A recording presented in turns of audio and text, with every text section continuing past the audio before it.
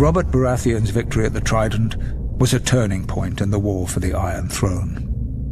While it was clear the gods were smiling on the rebel forces, Aerys Targaryen still held the Red Keep at King's Landing. As Robert was wounded and unable to ride, it was up to Eddard Stark to make for the capital and force the Mad King to give up the throne. Lord Stark reached the city gates to find that Tywin Lannister, Lord of Casterly Rock, had already sacked the city in Robert's name. House Lannister had remained neutral up to this point, ignoring requests for help from both the Crown and the rebels. Now that Robert's eventual victory was assured, it seemed Lord Tywin had finally chosen a side. Lord Eddard was horrified by what he saw when he entered the city.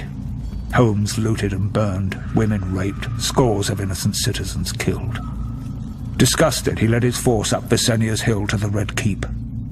Upon entering the throne room, he found King Aerys lying in a pool of blood, dead by the hand of his own sworn King's Guard, Jaime Lannister, who sat brazenly upon the throne. Demanding to know the whereabouts of Queen Rhaela, Lord Eddard was informed the Queen and her son Viserys had been spirited away to Dragonstone before the Lannisters arrived. But other members of the royal family were not as fortunate. Elia, Martell of Dorne, who was the wife of Prince Rhaegar, had been raped and murdered by Ser Cregor Clegane on Lord Tywin's orders. Ser Cregor and his men had also butchered Rhaegar's young children. When Robert was well enough to reach the capital, Lord Eddard demanded the Lannisters answer for their heinous crimes. Robert refused, and sent him south to relieve the Baratheon stronghold of Storm's End, which was still under siege by forces loyal to the Crown.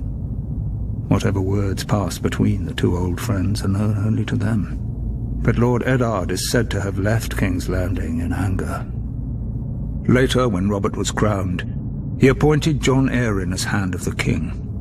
Lord Arryn's first order of business was to broker a truce with the Martells of Dorne, who were outraged by the brutal murder of Princess Elia and her children. Following the death of Lyanna Stark, who had been betrothed to Robert, Houses Baratheon and Lannister were joined in marriage when the new king took Tywin Lannister's eldest daughter Cersei as his queen. As for Eddard Stark, he returned to his stronghold of Winterfell, forever haunted by his sister's death and the shameful way that Robert had secured his throne.